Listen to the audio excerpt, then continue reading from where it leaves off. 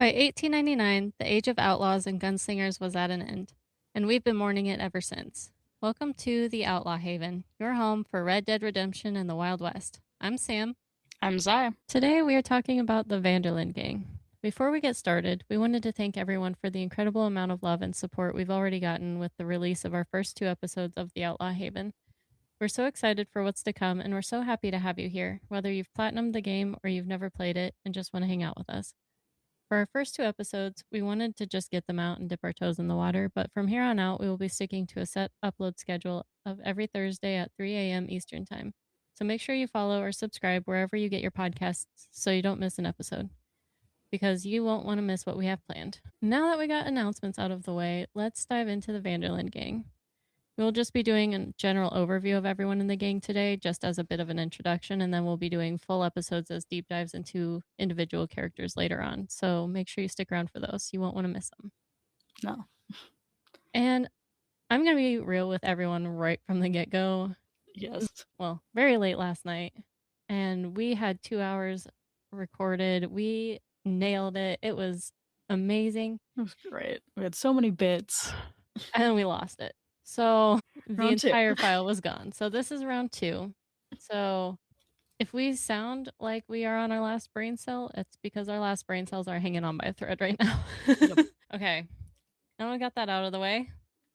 We're going to start with Mac and Davy Calendar. We're starting with these characters that we know less about and working into the ones that we know the most about. So Mac and Davy Calendar, we don't know a whole lot about them. We know that Mac was killed in Blackwater, and we know that Davy was shot in Blackwater but died when they get to Coulter. And we know that they are vicious bastards and heartless bastards that still have a heart. We don't know a whole lot more about them, though. We know that the gang misses them. And I mean, aside from, of course, their deaths, Mm-hmm. both, dying in the massacre, basically. Mm-hmm. And we know that Davy is buried in Coulter behind the church, in that cemetery, but we do not have a grave for Mac. If he is buried in Blackwater, we don't know where it is. It's unmarked. I've seen a grave like online, but I don't think that was real. So I could be wrong on that. But that leads us into Jenny Kirk, who is also buried not in Coulter, but just north of it. And we've talked about this before, that it's very strange that she's not buried in Coulter, but she's buried near Coulter. She's up near Spider Gorge. Don't really know a whole lot about her other than Lenny was sweet on her. She was pretty young. She had some spark, and she was also shot in Blackwater. I would love to find out more about Jenny Kirk if there's a Red Dead 3. Well, when there's a Red Dead 3, I'm not going to put that negativity into the universe. Right. All right. Now, moving on to Josiah Trelawney, who is played by Stephen Gevedden. I think so, yeah. I'm going to butcher these names. I butchered them last night. I'm going to butcher them again today. I'm so sorry. You would have thought we would have looked these up, but no. We're so tired at this point, man. So Josiah Trelawney, he comes and goes with the gang.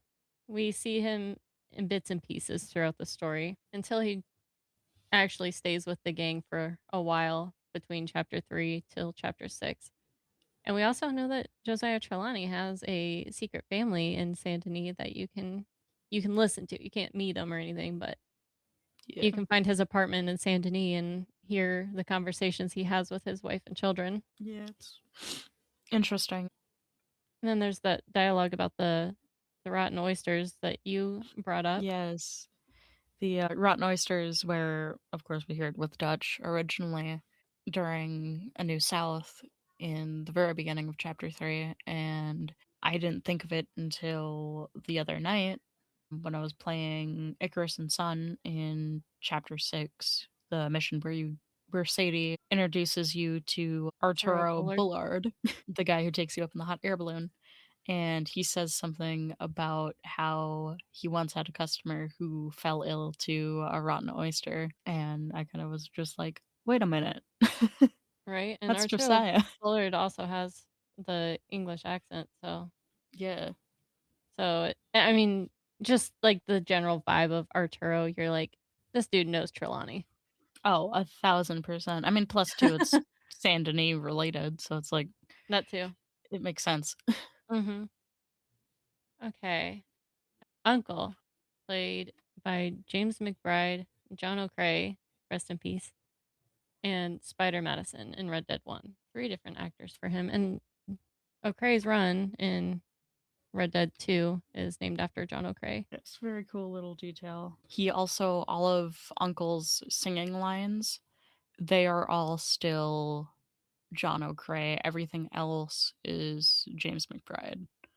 So when we get that, when we're in that mission in the epilogue with John, Charles, and Uncle, all of that singing is all John. And of course, hearing him around camp, that's all John as well, which is just a really cool Mm. that they kept that in to kind of still honor him. And of course, naming O'Cray's Run after him is great. And they did something similar with Mount Hagen. Of course, that's the kind of penultimate location when we get to the end of the game, because it's where the showdown goes down with Micah and Dutch. And that is named after Ross Hagen, who played Landon Ricketts in Red Dead Redemption 1, and he died shortly after, I think, Red Dead 1 was released. So that was another, yeah, cool way of honoring him. Yeah. Uncle is just kind of like the entertainment of the gang. He's the one who introduced Abigail into the gang. He met her in a saloon and liked her and brought her back to the gang. Yep. He plays banjo. He's got lumbago. He's got lumbago. Yeah. You do a few missions with Uncle and they typically go wrong in some capacity. Yep. Or they're just a little chaotic. Yeah. I The think the one only with one that goes right is really the Rhodes bank yeah, robbery, the Rhodes bank robbery. And that but one's only with the Ultimate Edition, isn't it? a special or ultimate. Okay. Yeah. That one's a fun one though. It is. And you wouldn't think that a mission with Charles, Arthur, and Uncle would be as fun as it is. Right? They're like bickering is always fun. Yes. I love the Okay. bickering lines. Now moving on to Reverend Swanson, played by Sean Haberly, which the interesting detail about this is that Maggie Fike in Red Dead Online is played by Sean Haberly's wife, Stephanie. And in the mission where we go get Reverend Swanson back from what's the train station? Flatneck Station. Flatneck Station. I don't know why I can never remember that. The mission where we get Reverend from Flatneck Station, he is drunkenly blabbering about wanting to go have tea with Margaret. And I think that's kind of a funny little detail that he might be talking about Maggie Fike, who Mm-hmm. we know is the one in charge of the moonshine distribution, if you're in the Yeah, moonshiner role. And it's Reverend fun. Swanson has a morphine addiction. And if you go find his Bible in camp, it's not a Bible. That's his stash. It's very much so not a Bible. I But remember Swanson the gets first kind of time I came across it. It was like wild. I'm like, oh, what's this? Oh, okay. and Reverend Swanson has a pretty interesting redemption arc where we see him really just off the rails in the beginning of the story. But as we progress and after we get through Saint Denis, we are in chapter 6. Reverend cleans up his act. And we have some pretty heavy conversations with Arthur and Reverend before Arthur's passing. So, Yeah. and then what do we find out about And Reverend after chapter in 6? the epilogue, if you buy one of the newspapers, you can read that he went to New York and he opened, I think he opened his own church up there, which is, I mean, good for him. Right? I feel like he's one of the ones that does have like a pretty strong redemption arc. Definitely. Next, we have Simon Pearson, who is played by Jim Santangeli. He's the camp cook. He served in the Navy for a little bit. He grew up, I think, fairly well off. His dad was in getting like whale oil. So, of course, being that that would have been mid 1800s, of course, business is booming at that point. And that's what Pearson kind of wanted to do is go into getting whale oil. And after he ended up getting out of school, that business was already starting to decline and nobody really wanted it anymore. So then he went off into the Navy, served in the Navy for a little bit, and then he ended up moving out west. He got into some trouble. He ended up trying to be forced into marrying this one girl, and that's kind of when Dutch found him at his wits' end and brought him in, and then he became camp cook. And Jim actually has been very busy since Red Dead with streaming, and Yes, he made the Pearson stew seasoning, which was very good. I did that try it. was such a good seasoning. It was. I was kind of heartbroken, like opening it. I didn't want to. It's That's the why I got packaging two. is really pretty. I know I should have bought two, but I spent so much money while we were out there. Yep. He also was creating some tarot card art of the Yes. Oh my characters as god, well. he is an amazing artist. He is, and he created the artwork for the seasoning packet as well. Yes. Very talented artist. Next is Leopold Strauss himself. Okay. I've got it right here. Leopold, or Herr Strauss, as he's called most of the time. He's the money lender for the gang, and of course, he gets Arthur to do a lot of his do gooding for him. And he's a shifty man, but he grew up poor. He has had some health issues. I think so, with like along with the rest of his family. And then at the age of 17, him and his uncle, I believe, went on to the boat and went into New York, but everything was on fire. And this is the one of the great fires in New York shortly after the Civil War happened. And his uncle ended up dying, and then soon after, of course, he was left alone and kind of to fend for himself. And he was trying to like scam the wrong people for a while. Didn't work out well for him. And of course, Dutch found him, like he finds mostly everyone else, and took him under his wing. And he's kind of just been, yeah, there, at least kind of working for a good while And for, yeah. Howard, who played Leopold Strauss, Howard Panhasek, when we met him in Deadwood, was very nice. I found Yes, out that all of them are. they are. We have nice things to say about everyone in this cast, but Howard, I found out, actually he graduated college in Ohio, which is where I live, which I just think is interesting, but also like it's Ohio. Who cares? I know there's some Buckeyes that are probably going to be listening to this that are gonna be like, OH, IO. So, and aside from Howard, also Steve Palmer, who played Bill Williamson, was also from Ohio. Yes. I believe Cincinnati, but I'm I'm like 98% sure it was Cincinnati. That sounds right.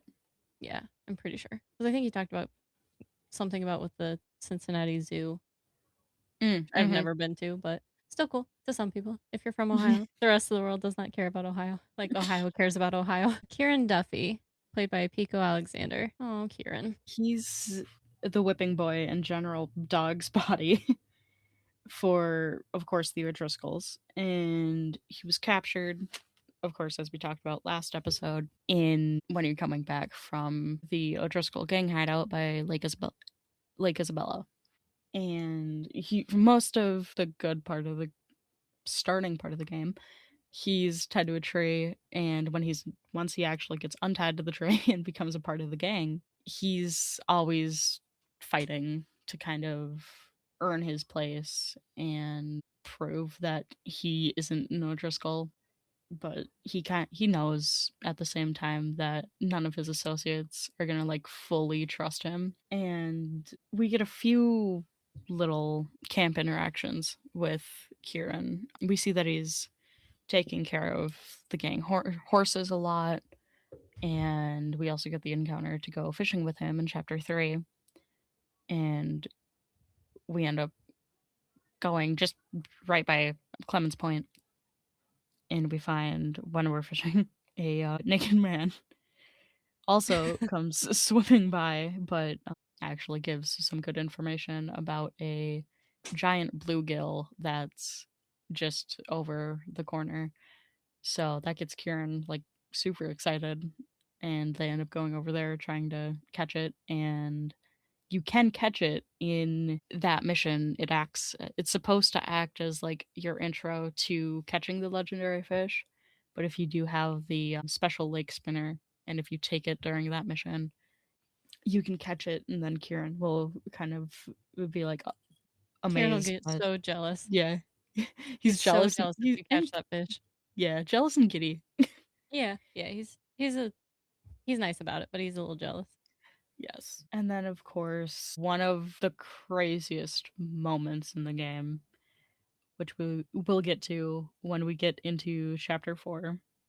But after Jack's return party, he disappears. And then a few missions later, he comes back into camp on a horse, missing his eyeballs Oh my god. and without a head. Well, he has his head, but it It's in his doesn't, hands. it's in his hands. Rest in peace, Kieran. That death is so brutal. That's so It's so nasty. brutal. It's so sad. And he and Mary Beth were like just Because they were, starting to be like yeah, sweet on each other, and it was like he was so hopeful. He was like finally finding his place with the gang, feeling like he fit in somewhere for the first time in his life. If I could hmm. save anyone in this game, I mean, obviously I want to save Lenny too, but like I want to save everyone. I want to save Sean. I want to save Jose. I want to save Lenny. But Kieran was like, there's so much potential for like a good redemption arc there. Yes, Like, so much potential there. and I would have loved to see where he and Mary Beth would have ended up. Yes, would have been, yeah, it would have been cool. Yep. Okay. Moving on to Miss Molly O'Shea. Yes, Molly O'Shea, Penny O'Brien. Of course, she's Dutch's love interest in the game, and she Until also she has, isn't. until she isn't, and then she has a very brutal death. Oh my god. Penny's But acting in that scene is phenomenal. It's so beautiful. phenomenal. I'm like, Molly deep dive just so we can talk about her death the entire time. I mean, there's a lot to talk about with Molly, which she doesn't Honestly, have a whole lot of like there is. lines with you or anything. Like No, she and doesn't the she's not. one mission we think is maybe gonna be a Molly mission, Uncle interrupts. Yep. But I feel Unfortunate. like there's just so much potential. Like Molly is such a deep character that Yes. we I think don't get enough interaction with. I definitely don't get enough. But we get to see her and Dutch's relationship kind of go from They go from that honeymoon phase honeymoon to phase to in chapter 3 arguing every single morning. And yeah, it's it a very it's quick decline. very quick. Such a quick decline.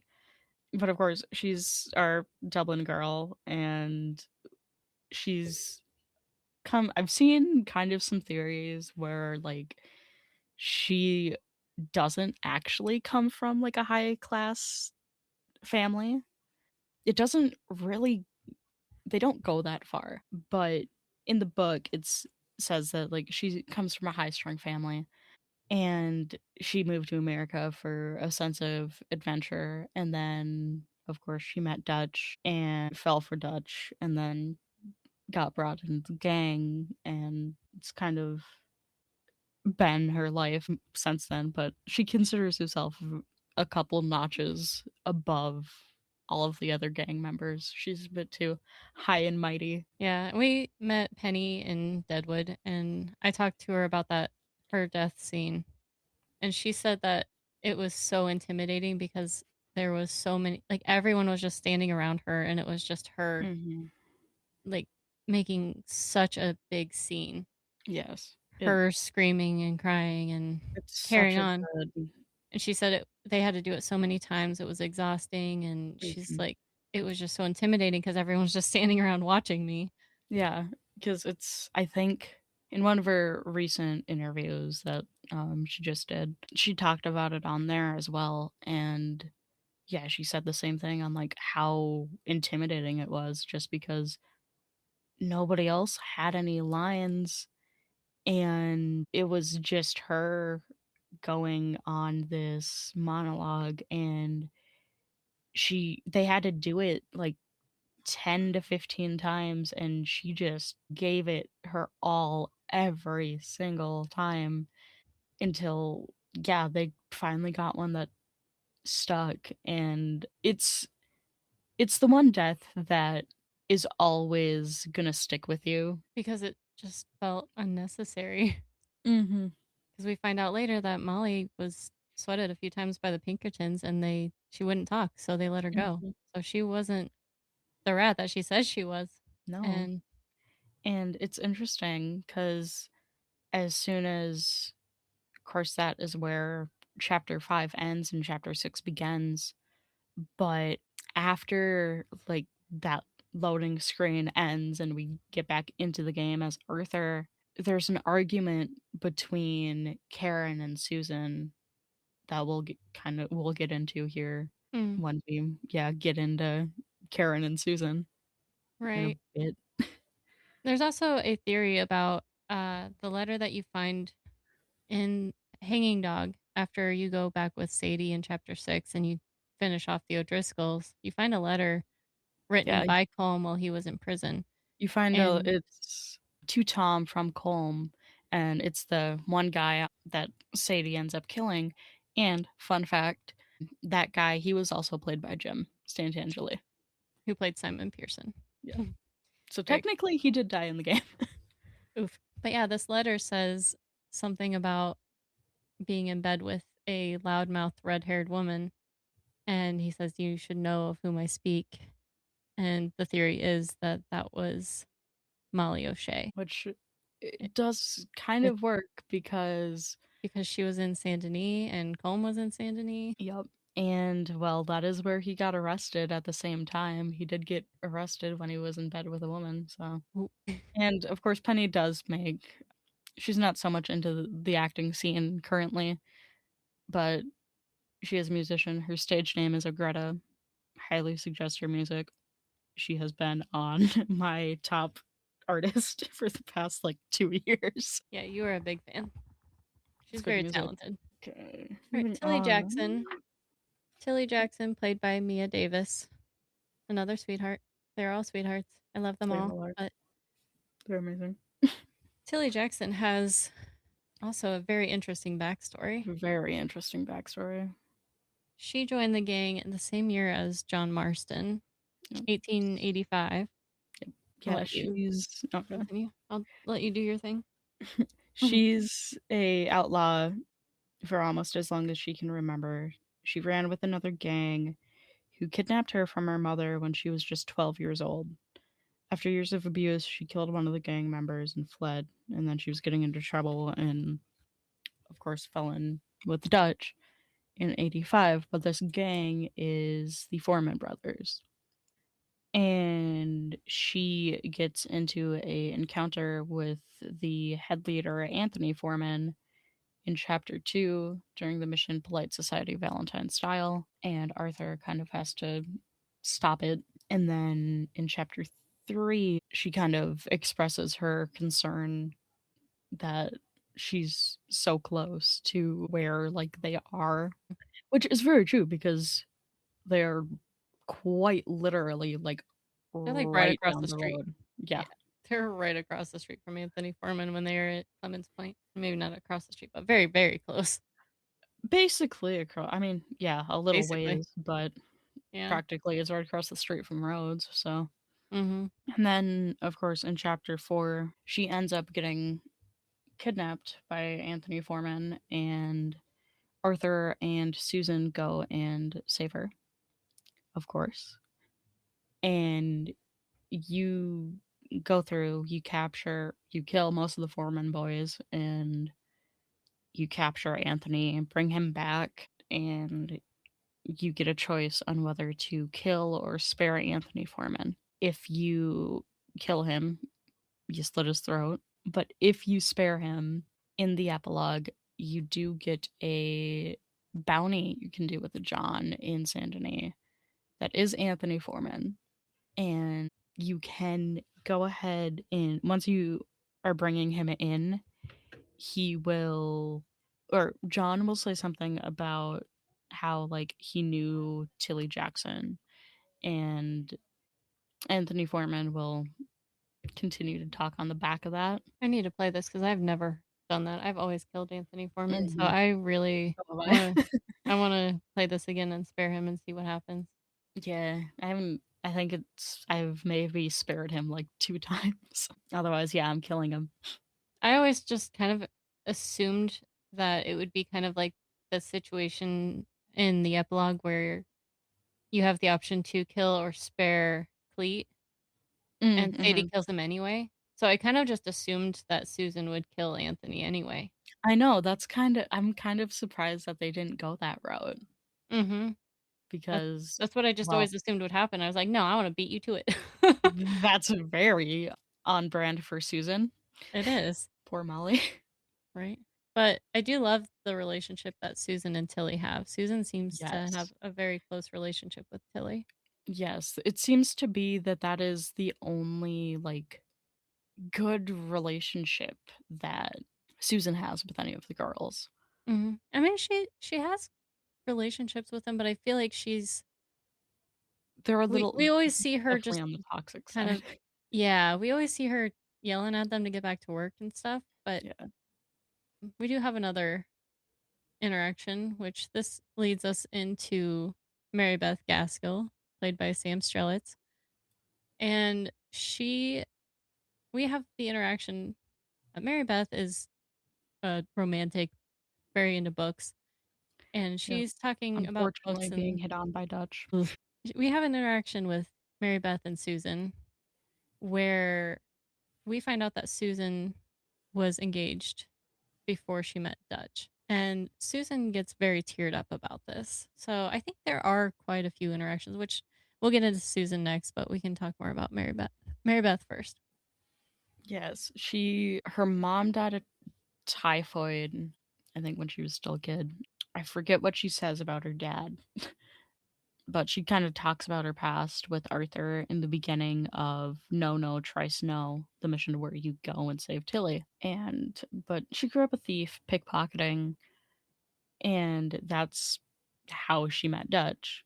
I think she was going around pickpocketing, and I think she was like, I think she maybe, no, she didn't try.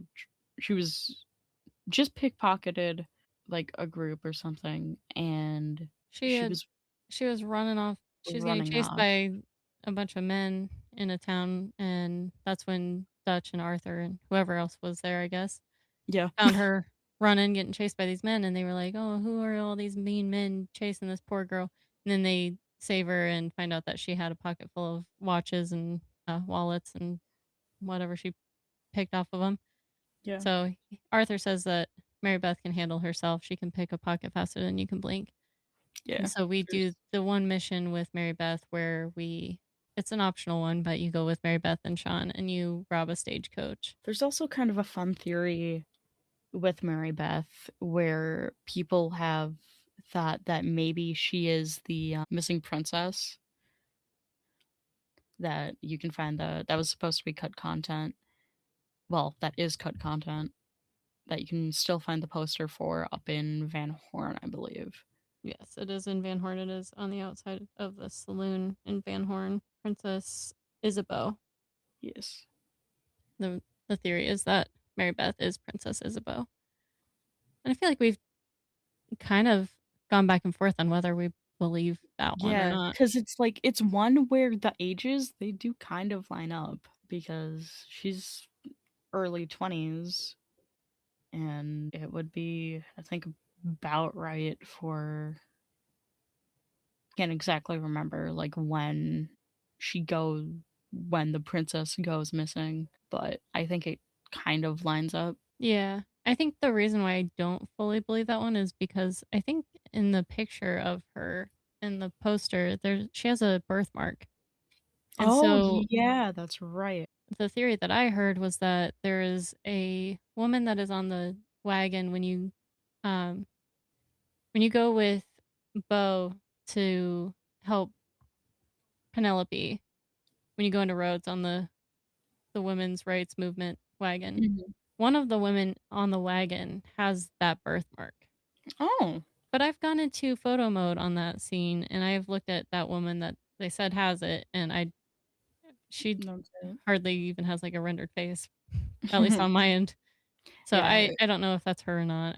it's like I know it is cut content because there is if you have mods and if you go on PC, you can Mhm. find her model. So it is Interesting. something that was just, like, fully cut, but again, theories are always fun.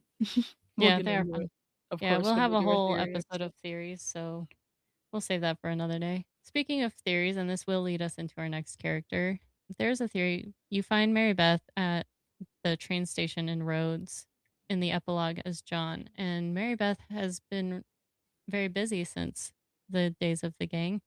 She is now a published author under the name Leslie Leslie Dupont, DuPont. And she has a book. What was it called? Lady of the Manor. Lady of the Manor. She wrote a book called Lady of the Manor. And the theory is that Lady of the Manor, that story is based off of Susan and how she met Dutch and how she fell in love with Dutch. Which honestly, I fully believe that one. Yeah, same. And I think even like the main character's name is Susan in that I story. think so, yeah. So that's I've I haven't read Yeah, all of it's the books that you Susan, can like read, but that one is a good one. I think it literally is Susan, and her last name begins with a G too. And I think the the man that she's like in love with in the story, I think his initials are DM or I DM D DL. DV or Yeah, DL DV, or something. It something like starts with a that. D. Yeah. Oh man, we are that less brain cell between the two of us. Yep. Susan Back into Susan herself. Grimshaw, played by Kylie Vernoff. Another sweetheart. We love Kylie. She's oh my god, she's amazing. And Great. Kylie is in a lot of other stuff too, isn't she? Yeah, Maybe not a lot, but she's been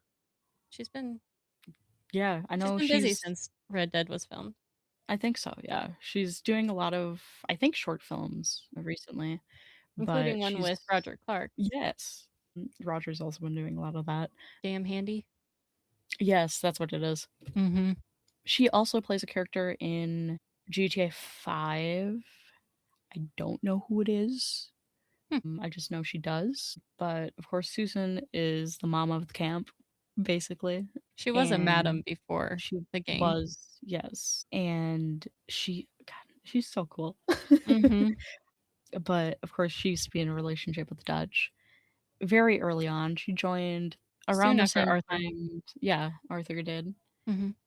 And of course, she's been loyal. That's always been like her main thing is loyalty. Even after like her and Dutch's relationship ended, of course, she's still in the camp and still with the gang. And she continues up until her last moments. And even in chapter 6, she is she's the only one that tries to confront Dutch on what they're doing and saying that they need to move and keep moving, and Dutch goes off on her and being like, who are you to judge me? And Susan just stands her ground and continues to be loyal and says she will be loyal, and she is quite literally until her final breath.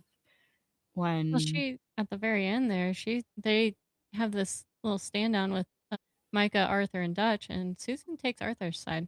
I think she's very loyal to the idea of the gang and their yes, morals within for the gang. And so that's just it. But the when we find out that gang there's a rat, she's was, ready to take him down. and well, we see that with Molly. Mm-hmm. I almost Um, wish she would have just shot Micah. I right? mean, obviously, we want that where we can get our own revenge on Micah, even though revenge is Yeah, a fool's game. But part of me thinks it would have been badass yes. to watch Susan And shoot Micah right then and well, there. technically, Molly was the second rat she killed because we don't know anything about this other guy. Yes, they're unnamed member of the gang that we briefly, briefly Yes, hear about. we only get one line about him, and it's with if you choose to play dominoes with Tilly in chapter 3. She killed him for, of course, being a rat, Mhm. and, of course, she did the same with Molly, even though she wasn't, and it's just very interesting. I mean, she's such a cool character. I'm She like, I really can is. say this about literally everybody I know. about doing a deep dive, but there's no way that's happening. I would love to do a deep dive on Susan Grimshaw because I feel like she has Yes. such a misunderstood Yes. Very misunderstood. backstory and stuff. Because I think she comes off Mhm. as just like this mean old grouch woman, but But it's like she she's does doing what she does because she's been through some shit. she's been through some shit and she actually fucking cares about these people. Mm-hmm. But it's interesting because she is also the only one really that has interactions with all of the women in the gang, really, except for Molly, Sadie, Abigail, Abigail. Julia. She has one interaction with Abigail. It's in chapter 2. They're arguing in John's tent, which doesn't make any sense because Abigail isn't living with John until chapter 4. But they come out of John's tent, and Susan is telling Abigail basically she needs to go back into being a prostitute. And Abigail's just like, I've got a son, I'm not doing that anymore. And Susan is just like, we all need to sing for our supper. And Abigail's like, I'm not doing that. If you want, I can leave, but that's not something I'm doing. And Susan's just like, I can discuss it with Dutch, and that is basically the conversation. It doesn't really go anywhere, of course. Yeah. But otherwise, she's got interactions with Karen and Till. Of course, her and Tilly have one of the good relationships. She's constantly yelling at Karen for being a drunk, or Mary Beth for being into reading. Of course, she does have an interaction with Tilly where she does drag her by the ear. But I guess that also, speaking of conversations, brings us into our next character, Karen Jones, played by Joe Armanox. In After Molly's death in chapter 6, Karen starts by immediately just yelling at Susan that she's a fucking murderer. And Susan strikes back with She broke the just rules. she broke the rules. And Karen says she did no such thing. She was in love. And it Very good scene. such a good scene. This the girls do such a good job. They really do. And we love Karen. We get quite a bit more interaction with Karen because obviously we have the first mission in Valentine with her where we save her from the guy in the hotel, but also we have the bank robbery, Robbery, where we can choose whether to be a drunken harlot or lost little girl. lost little girl. Yeah. Yeah, we've learned quite a bit about the old days of the gang with Karen. We learn about Yeah. her breaking into something dressed as a Um, nun with breaking into I think it was do we know the location? I don't I think know. it was down I think it was down in Nevada, I think. It was Tucson, wasn't it? Or was it Tucson? It was I Tucson or one I'm of the pretty sure two. that was Tucson. I think she said it was something in Tucson. Um, but I'm We like, need I to know we play that changed again. it for, like, our stories. Yeah, I know. But But no one suspects little sister Karen. And no. meanwhile, she's got what, like a shotgun and how many guns under her skirt? Yeah, impressive. But yeah, she's very much so a scam artist like Hosea is, and god, I wish they did a mission with Hosea and Karen. Yes. It would have been so good. But of course, Karen is in a relationship with our favorite Irishman, Sean McGuire. By Mick Malampy. Yes, our Which boy. Love him. they're in a complicated relationship. A We very see them complicated relationship. we see them fighting and hooking up in Sean's party in John's tent. Yes. And then, of course, there's a theory, too, of after Sean's death, she, of course, takes it pretty hard and she starts falling into the bottle. But there's a theory that she's possibly pregnant at that point, I fully believe that which theory because, I, like, I fully believe it. I think if you go into like, if you follow them around camp in chapter 3, like, right before Sean's death, right before you get to that mission, while he's still in camp, Sean and Karen get really quiet. They're kinda awkwardly quiet, and I feel like there's a moment I'm again, I could have, like, dreamt this or something, I don't know for sure that this happens, but I'm pretty sure there's a moment where you see Sean and Karen talking on the edge of camp or something, but when you go to, like, listen to them, they, like, split up and, like, walk away from each other, so you can't there's, like, no dialogue or anything, but, like, they I swear I could have dreamt that, I don't know. I've been so obsessed with this game. This game has had me in a chokehold for 8 years now, so Yeah. I could have dreamt that, to be honest. But do swear that they get really quiet before Sean's death. They both start acting kind of off. Yes. And of course, yeah, that brings us into Sean McGuire, of course, like we said, played by Mika Malamphy. He's absolutely a hoot. Like, He's meeting him awesome. in Deadwood was absolutely amazing. Loved listening to him sing Rye Whiskey. Yes. God, Sean is hearing always singing by Sean the singing campfire. around camp is Mhm. so good. And Sean, it's like I adore Sean because I feel like he keeps the vibes up in the camp. Mhm. Like the Yeah. atmosphere in the camp before he dies, it's like after he dies, it just shifts. Like he keeps things very lighthearted. But I think in real life, if we were in this gang and we saw Sean McGuire coming anywhere near us, we'd fucking run. Cause like he Uh-huh. bullies the shit out of everyone. Like no one is safe. Yes. If you're in that camp, you're getting bullied Yep. or harassed in some capacity. Yes. Unless you're one of the girls, then he's asking you to marry him. Yep. Yeah, it's great. But of course, he joined the gang in when the gang was in North Elizabeth, and he tried to rob Dutch and Hosea because he spotted this big fancy pocket watch that Dutch had. And when he tried to rob him, of course, he tried to shoot him, but he couldn't because his bullets and his money was gone. And he cried. And Jose and Dutch, of course, took him in and gave him food and brought him into the gang. And he's been just the cocky little stereotypical Irishman. Just, Sean's fun. I wish we had more interactions with Sean. I mean, we do get quite a bit of like hidden dialogue with Sean, and we do have the yes, home robbery and the stagecoach robbery, which are optional missions, but definitely worth playing. I always play those ones. yes, And then we find out that Lenny has been trying to teach Sean how to read. That's not going well. no, Sean tells him to give it up. It's a lost cause. yep. And then he also has a very wholesome interaction with Jack in chapter 3.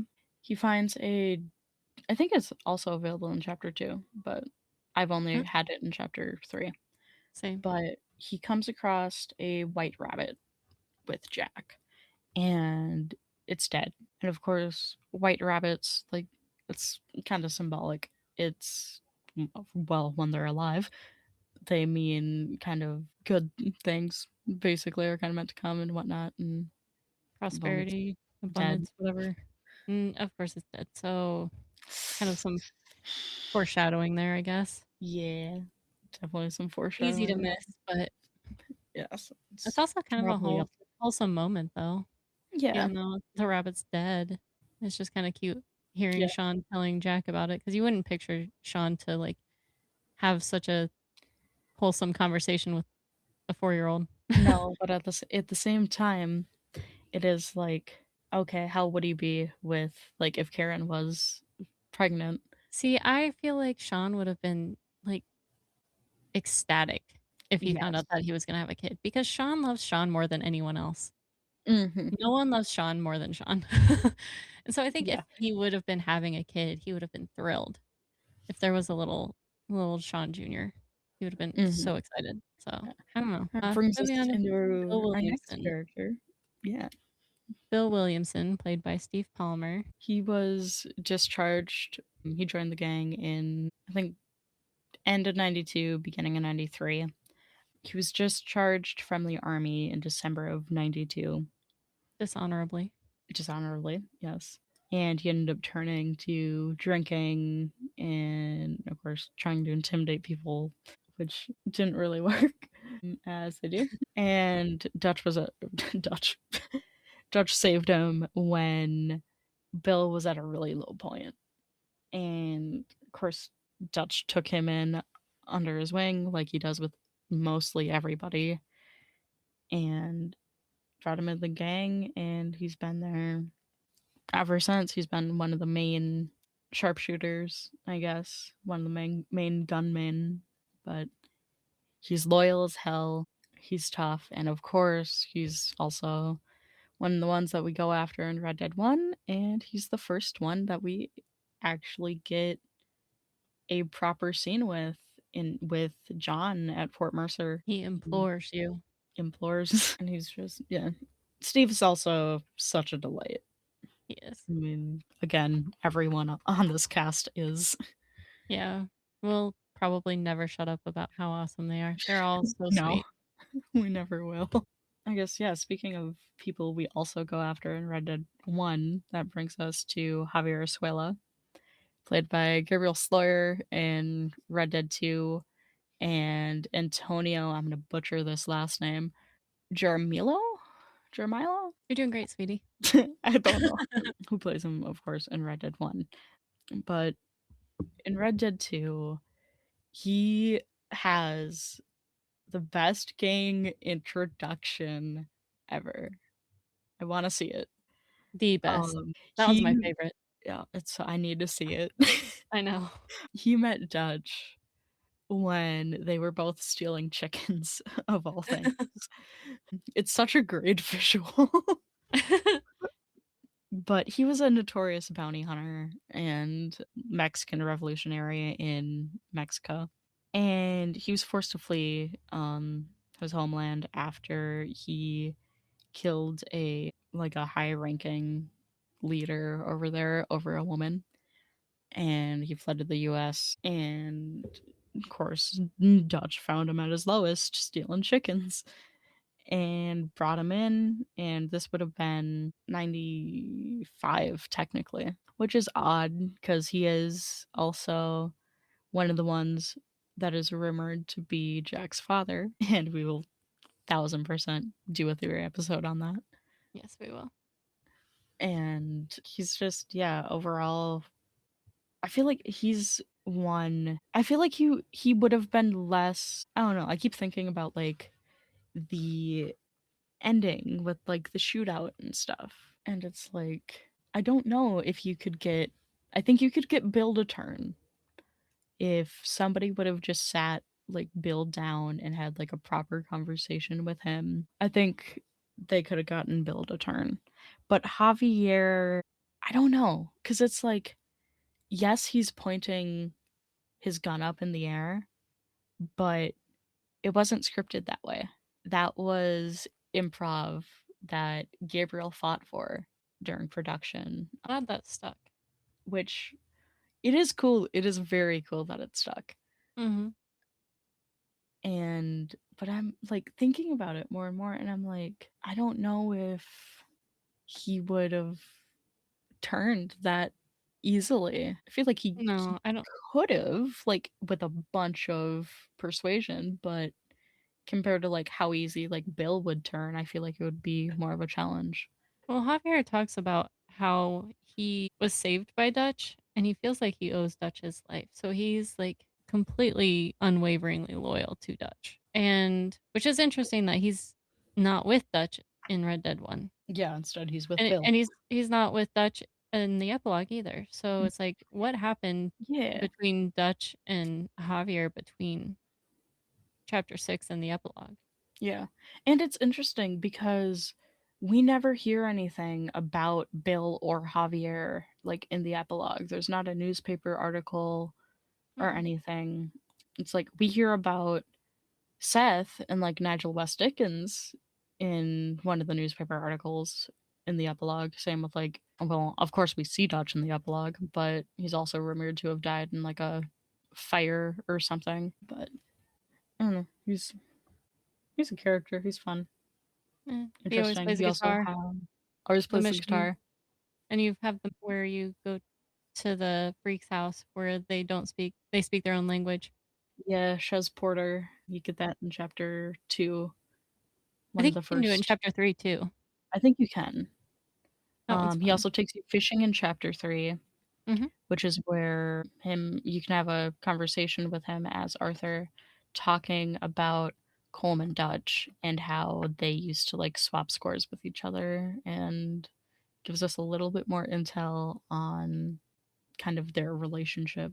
But anyway, moving right along, our next character, Lenny Summers, played by Heron Alexander. He is the youngest gang member, only at 19. He's one of the also fairly new gang members as well. But he's a bookworm. He's always quick on his feet, always ready to jump into action, jump on his horse, do whatever needs doing. He also has a very interesting like background and backstory. Yes, his camp dialogue that you get in chapter 3, where he's talking. You might be able to get in chapter 2 as well. I'm Yeah, not you entirely can. sure. He's talking about that his father was a slave, and he was one of like he was getting special treatment though, and he ended up killing the slave owner or the plantation owner or whatever it was. He killed the master, and his brother gave his father the master's brother gave Lenny's father a pocket watch, and he says he lost the pocket watch playing Blackwater, and he wants to get another one in his honor. And that entire scene, it's like the entire camp is just silent, and it's Hmm. so deep. It's such a good moment. It's a very good moment.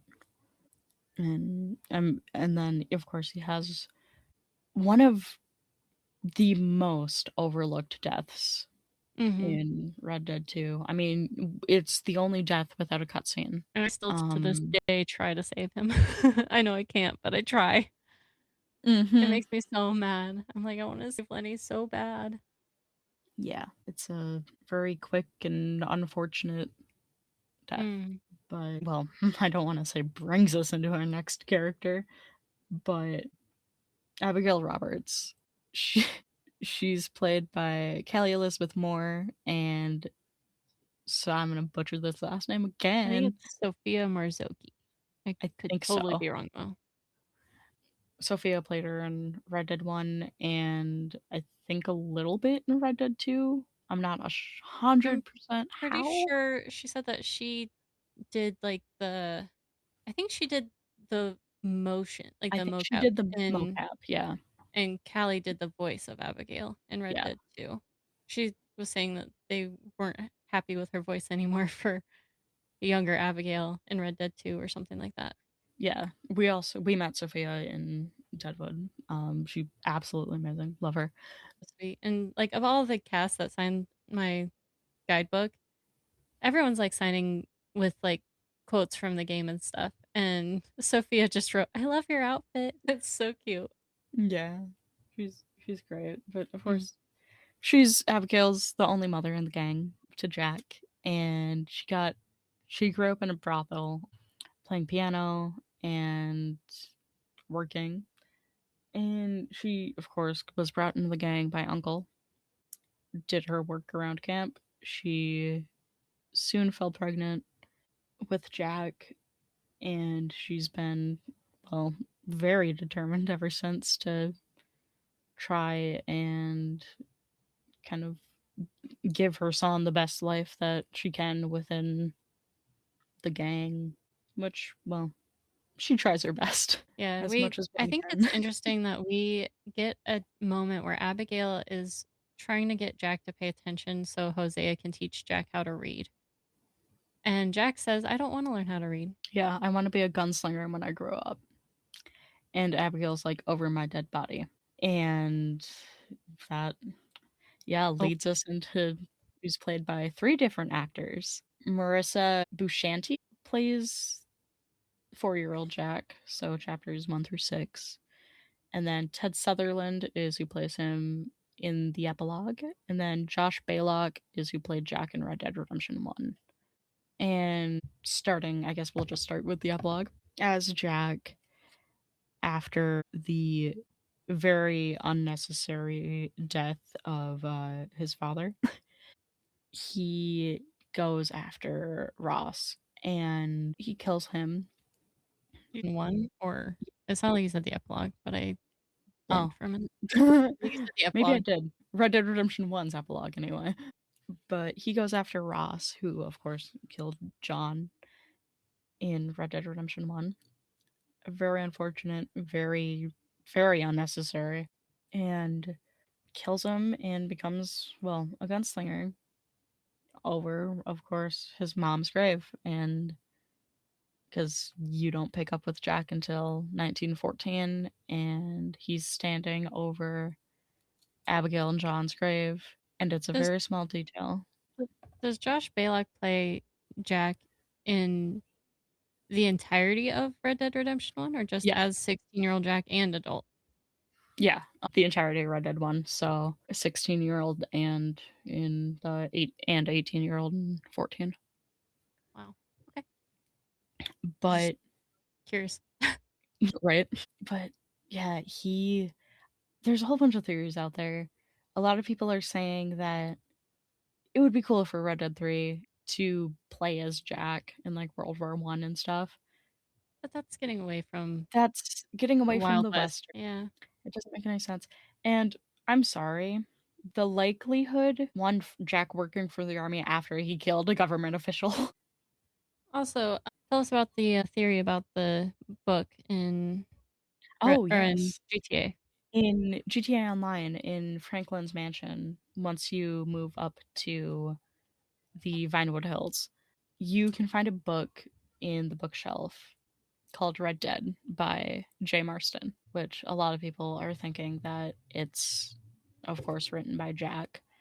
And there's also a theory that is Red Dead Redemption 2 and Red Dead Redemption 1 is the story just written from Jack. I mean, not necessarily his perspective, obviously, but It could just be a totally fictional story written by a man named Jack Marston in the GTA world. Very cool.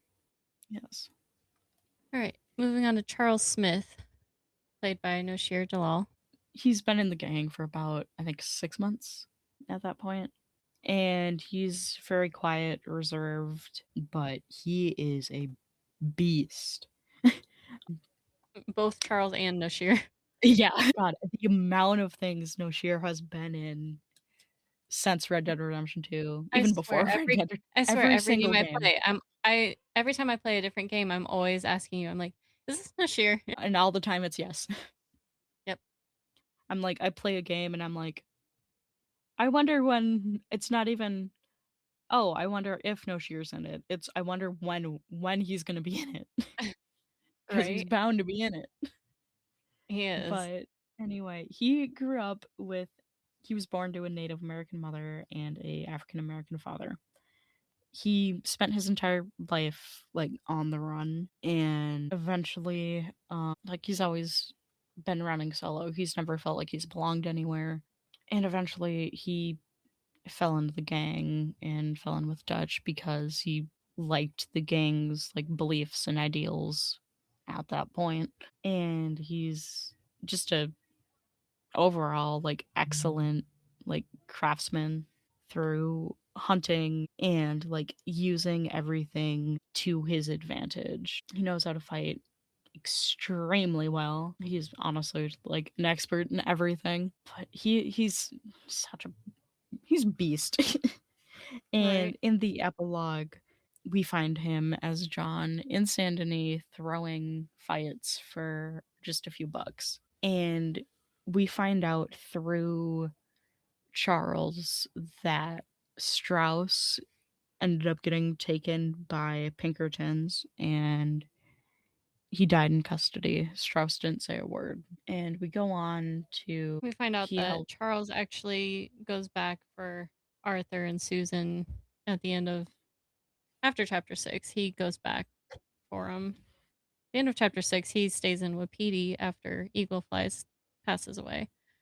So we don't really see him again until the epilogue, but he tells John that he went back and buried Arthur and Susan. And if he went back by himself and buried Arthur and Susan all on his own, I mean, he went so far with both of their bodies. So far. Plus, Especially Arthur. He took Arthur halfway across the map. I mean, not yeah, really, but like he took him pretty far. And Arthur's grave is like all rock. pure And rock. it had to have been in winter at that point. So, Trying to do that alone in winter, let alone the state that their bodies were in. right. Like, Ooh, I don't want to think about it. yeah. Yeah, it's And then at the end, he helps John and Sadie go after Micah. And Charles talks about wanting to move on and start a family. So that's pretty much all of the ending that we get for Charles Smith. Hope he lived his happily ever after. I hope he started his family yes. um, in this fictional world. right. Our next character, our camp dad, Hosea Matthews, played by, of course, the amazing Curzon Dobell. Curzon's insane. he, I heard that like he broke his leg mid production when he was like playing hockey or something, and he still like continued to go at it and work, which was Crazy. wild. But of course, he's a con man, and him and Dutch met in 1877, and they met on a fireside on the road to Chicago, and they made their way to Kettering, Ohio, and robbed some people, saying that they were in a real estate scam. And it's a very funny newspaper article that you can find in his room. I think you can only find it in chapter 4, Oh, because I've only noticed the photograph of him and his wife Bessie. Otherwise, and of course his books. He's also a big bookworm, but he talks a lot about his past. He's also a great hunter. He grew up in the mountains in like Appalachian territory, so he's known how to hunt. He's one of the gang's main fishermen. He has so many just good life stories, mm, and I could listen to that man talk for hours. right.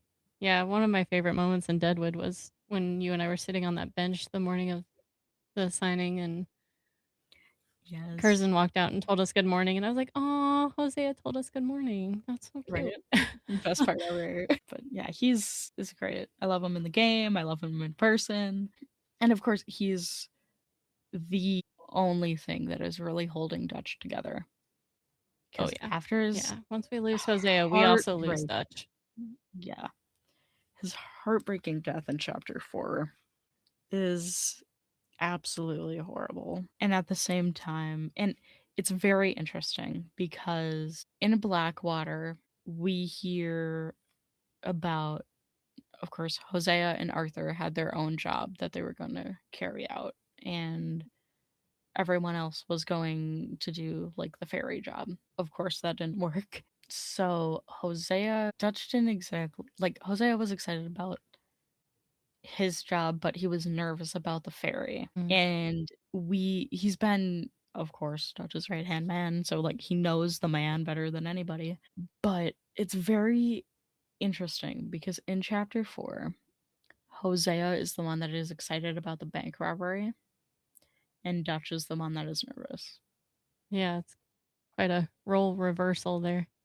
Yeah, Normally, and Hosea is the one who's a little more nervous and well, cautious before going into yeah, something like that. well, because he says in that cutscene is like worrying's been my job all these years. Yeah.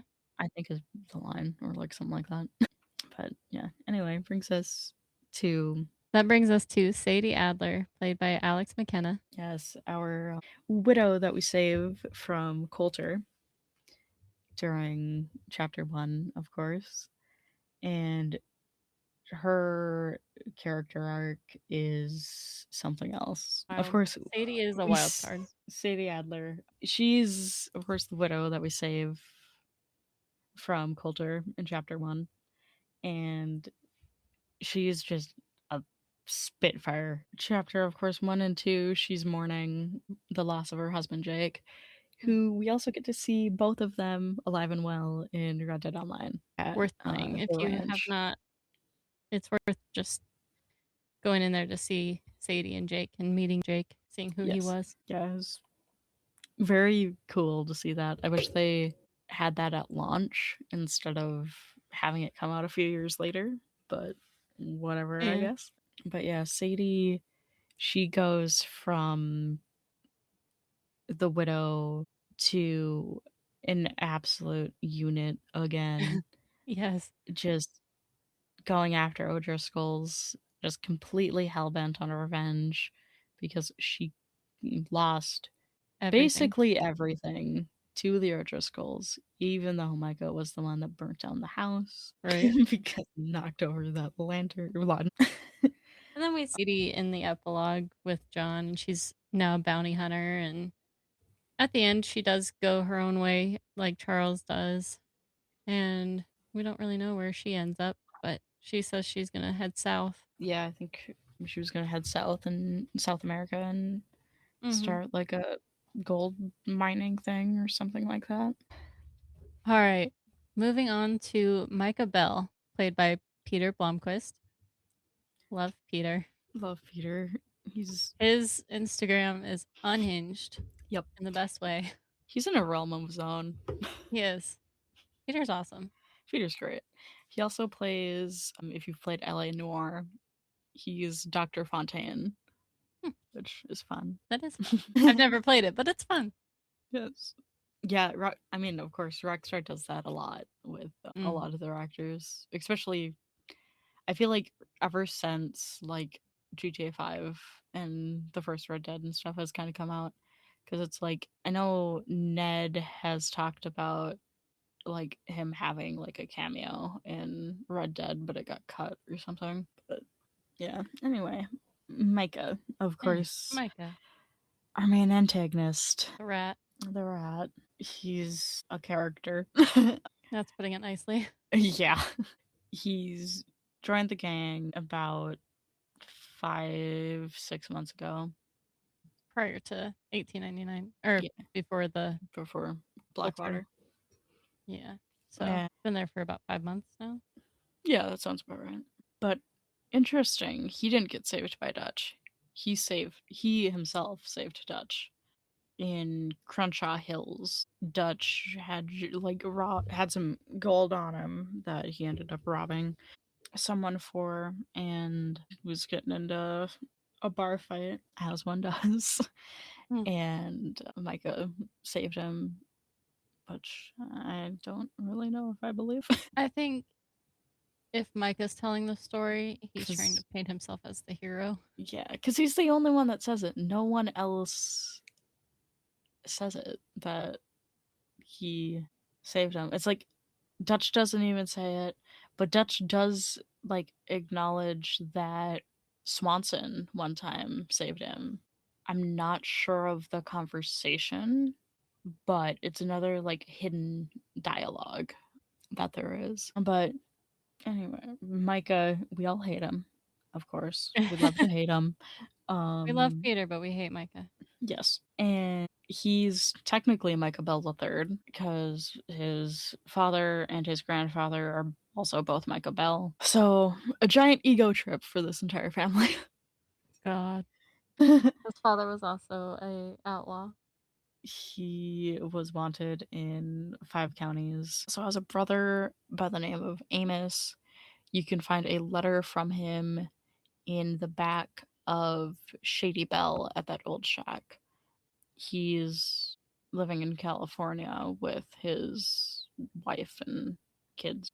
And of course, Micah absolutely despises that. And he's, I mean, just to give the man a little credit, he is a pretty good shot Yeah, sometimes. unfortunately. But yeah, of course, he's the rat. He's the one Dutch's ear in Blackwater. He's the one that spurred Dutch on to kill Heidi McCourt on that ferry. No shocker there. Nope. And he is very much adamant that there are too many mouths to feed in this gang, and he wants to thin the herd Yep. in a gang that he's been with for 6 months. Yep. And he climbs that social ladder very fast, unfortunately. And I think that just speaks to Dutch's impulsiveness. Yes. And yeah, that'll definitely be something like we get into when we do like our Micah and even our Dutch. Well, yeah, our Micah Yeah. and then our Dutch deep dive because both of them are definitely getting one. Mm-hmm. You want to use that to lead into Dutch Vanderland? Yeah, I guess the man himself, Dutch Vanderland, played by of course Benjamin Brian Davis. He also plays Nastas in Red Dead Redemption 1 because originally he was supposed Stas was supposed to be played by a different actor, but because Ben is tall as hell, he was supposed to just originally be like the body double for Nastas, and he just ended up taking it on like any normal role, and they Didn't just he originally kept audition the to play performance. someone else too? Yes, he originally auditioned to be Drew McFarlane in Red Dead 1, and they were like, I think we got something better. And Dutch was born. But of course, he's the leader of the gang and my favorite character. Yep. Go on. Tell us about your tattoo. He was quite literally one of my main. Well, of course, I wanted to go to Deadwood anyway, but I had this idea for years since the game came out. I was like, I want to get a tattoo of one of the lines from the game, and I was thinking about just like what lines are good for the game that are recognizable for the game, but also are just generally good like quotes. And there's a lot of them, but of course, as the game was getting more popular, I mean, it was immediately, but more and more people kept getting like a bunch of like the classic Arthur lines tattooed, and don't leave love aside. It's all we got. That's what I ended up going with. He says it, funnily enough, in the mission he kills Bronte in. But it's one of my favorite Dutch lines because one, this mission, he's already kind of a little bit, more than a little bit fucked Oh, up at this point. he's But I feel like that's really the last time that we see the old Dutch, so to speak, actually kind of come out. I mean, aside from when he's talking about Hosea after they get back from Guarma. But of course, he's a charismatic leader, well dressed, well read, loves Evelyn Miller. He's supposed to have a silver tongue. He does not. at least not with the ladies. No, least of all with the ladies. But he left home at 14 in Philadelphia and just, yeah, started going on his own. And he formed the gang because he wanted, like, basically to, like, have people see the world in his own, like-minded way. And his descent from the beginning of the game in chapter 1, it starts as a decently slow decline, but then once we get to chapter 4, everything just speeds up and it gets intense. And like I Yes. said, we will get into that into our And, deep dive. and I think it's worth mentioning that the gang was originally trying to help people take money Yes. they were robbing from the rich and giving to the poor. And at one point, it's mentioned that Arthur had robbed like a poor farmer, and Dutch yelled at him for it, saying that that's going against everything they stand for. Yes, that is a very good point. I did entirely, forget about that. But yeah, because and of course, by the time that we get into even Red Dead 2, it had been quite a while since like they had actually helped anyone themselves. He's he's a bag of worms. He's such a complex character. And yeah, that's quite literally why he is my favorite, is just because of how rich there is ultimately no understanding the man. No, he's a very complex character, and that deep dive that we will do on Dutch is going to be a long one. It's probably going to be a two-parter, and those two parts are probably going to be decently long. Yes, I feel like that's going to be That'll be a fun one that's to edit. probably the deepest deep dive there is. Yeah. And it's like, even then, we're not going to get anywhere. No, we will Unfortunately, not. it's like, Spoiler alert, we're not going to figure him out. no, I've been trying for 8 years. Still haven't. I guess that leads us into, yeah, your guy. All Go for right. it. John Marston, played by Rob Wiedoff, which I want to mention before we get into John that Rob has been working very hard with Gym Buddies Monday through Friday, 7:45 a.m. Eastern Time, where he is raising money for No Kid Hungry. So go check it out if you haven't. He's doing great work. Yes, he goes So live on YouTube. He's raised so much money. He's done such an amazing job with this. he has definitely worth talking about, definitely worth looking into. Yes. So John Marston. In 1885, Dutch saved a boy from a lynching at the hands of some homesteaders who'd caught him stealing in Illinois. That boy turned out to be 12-year-old John Marston, a bad kid who'd started robbing and killing at a young age. His mother, a prostitute, had died in childbirth, and his father had been blinded in a bar fight and died in 1881 when John was 8 years old. Marston spent the next few years in an orphanage before running away to make his own luck in the streets. Shrewd, fearless, and strong willed, he and Arthur are Dutch's proudest proteges. Dutch's pet, Yep. as Bill Williamson calls it. As yes. Love that interaction. I know the drunk John and Bill scene is one of my favorites. Not just because of my obsession with John Marston. It's just so good. There's also another good drunk John scene with him and Javier where he's just bitching about Abigail, just constantly nagging, which Mm-hmm. it's what she does. He's just complaining about Abigail, and then Abigail like tries to call after him, and then he just takes the whole bottle of whiskey with him. He's like, There's also It's gonna be a moment." there's also that other drunk John moment, and I think it's right in there somewhere too, where John tries to pull Karen into his lap. Yes, yeah, that's an encounter. I think in both chapter 2 and 3 you can have. I've never gotten it in chapter 1, but I've gotten it in chapter 3.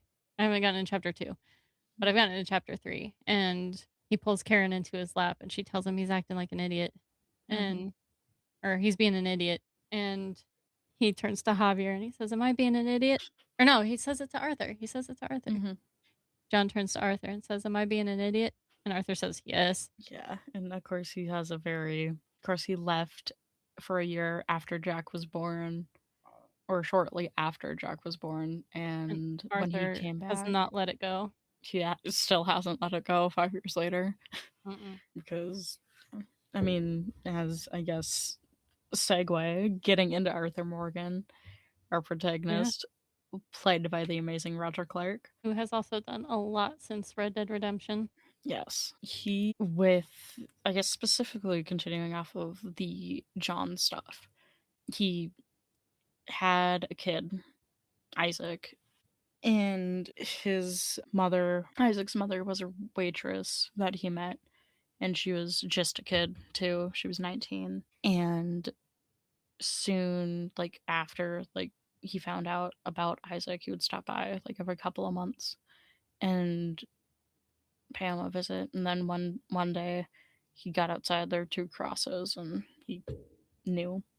But originally, I think this is the most heartbreaking cut content and also the one that would have changed the entire game. Isaac Absolutely. originally was supposed to die in Coulter because if you look in the cabin that Arthur, Dutch, and Hosea are staying in Dutch's room, there is a bassinet in there. And yeah, it was originally supposed to have Isaac die in Coulter, and then it would have That would have been a much darker version of Arthur, I think. Oh yeah. That would have been an entirely different game. Hmm. Because I feel like it would have left like less agency up to the player It on would. whether he would be like more dishonorable versus Mhm. honorable. But it's like, of course, the way that they did it, it got scrapped very early on. But with the way that they did it, that it's sad that it's only mentioned once, but I feel like it does work because Arthur, he Yeah. of course is the start of the gang along with Susan. He's known the life of an outlaw for basically his entire life. His mother, Beatrice, died pretty young. Well, when he was pretty young. And then his father, Lyle, got arrested And hanged for and larceny. hanged for larceny, which is just theft. I think it was in 73 when he got hanged. Don't quote me on Mhm. that. It is. It's either 73 or 74. Yeah, it's like, yeah, one of those. And then he fell in with the Dutch at the age of 14 in 1877, or 1877 or 78. And Dutch took him in, taught him how to read, just like he did with John, but I guess not Abigail. Yeah, no. You'd think someone would have taught Abigail to read. Yeah, Between it's Dutch like, and Hosea and Jack, you'd think well, somewhere along the lines and she would have learned. that's just it. Considering that Abigail has this encounter with Hosea, with her being like, "You've been such a father figure to me," it's like, okay, you've been a father figure to her, but you're not going to teach her how to read. Right? And isn't there a moment where she's sitting there with a book? Yeah, she'll be sitting like outside her camp, outside her and Jack's tent with a book. Maybe it's It's a like picture book. Arthur also apparently was like just, I mean, a rambunctious sort of like delinquent sort of kid. And now he's kind of like the main enforcer and like the workhorse of the gang. And I mean, he's got multiple different deaths depending on what you choose as an ending and what your honor level is. If you help John, which is canon, Yeah. you will end up, if you have high honor, you will just die on the cliff edge. And if you have low honor, like I did my first time I played through, Hmm. Micah will shoot you in the face. Oh, Otherwise, if you go for the money, if you go back to Beaver Hollow, back into the cave, and find the chest, as you're leaving Beaver Hollow, Micah will tackle you and you'll get into a knife fight with him.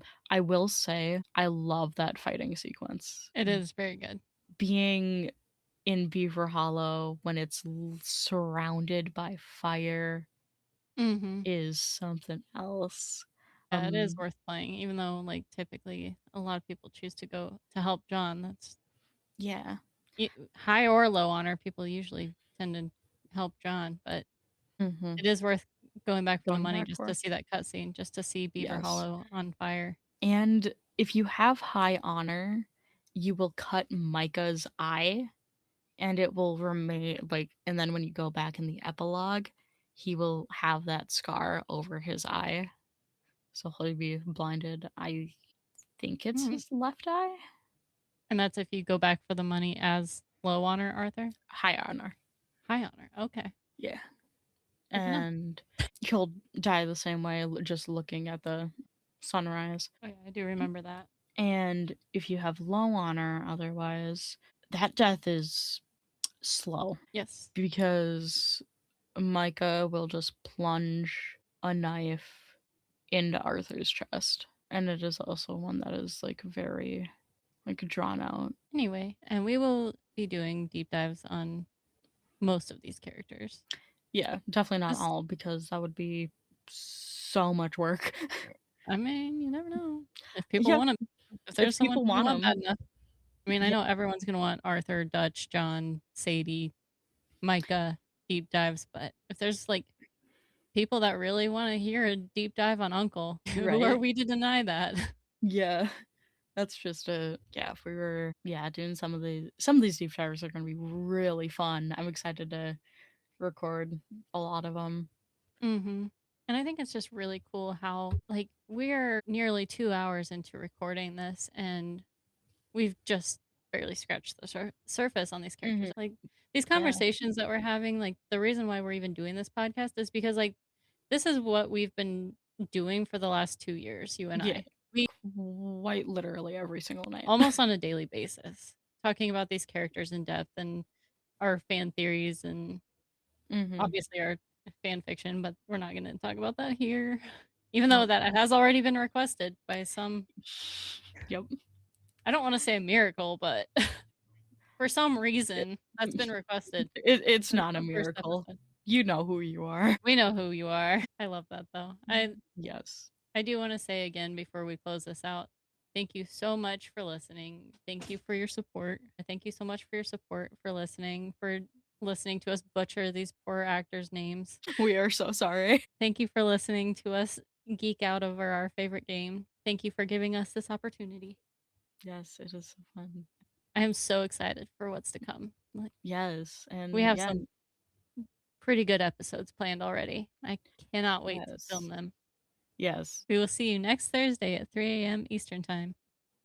And that's it for us today, partner. Thank you so much for spending some time with us here at the Outlaw Haven. It really means a lot to us. So if you like what you heard, make sure you follow or subscribe wherever you're listening so you don't miss what's coming next.